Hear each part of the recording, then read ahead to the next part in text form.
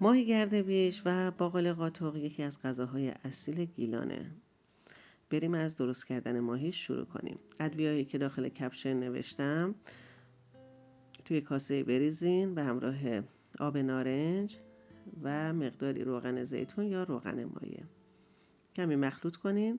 ماهیتون رو که از قبل شستین، پولکاشو گرفتین، به این صورت سطحش رو و داخل شکم ماهی رو آغشته کنین و 2-3 ساعت داخل یخچال استراحت بدین.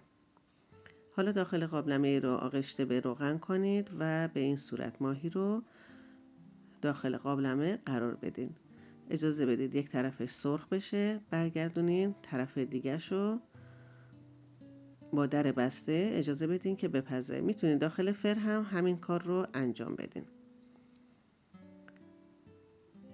برای درست کردن باقالی قاتق، باقالی‌های پوست کنده رو به همراه شوید خشک یا تازه و سیر خرد شده و زردچوبه و روغن مایه تفت میدیم تا زردچوبه از خامی بیفته و رنگ باز کنه. آب میریزیم تا روی باقالی ها رو بگیره. فلفل و نمک اضافه میکنید. درشو بذارین. شروع به غل زدن کرد. همون اوایل تخم مرغ رو اضافه کنین. نذارین آخر سر تخم مرغ بزنین، چون تا زمانی که تخم مرغ بپزه باقالیاتون له میشه. اینم از باقالی خورشت آماده شدهمون. ماهی و باقالی خورشتمون آماده است.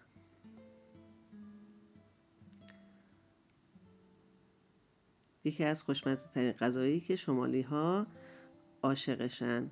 عزیزان با لایک، کامنت، سابسکرایب، فالو کردن و زدن زنگوله کانال خودتون رو حمایت کنین تا آموزش های دیگه مونم داشته باشین. نوش جان.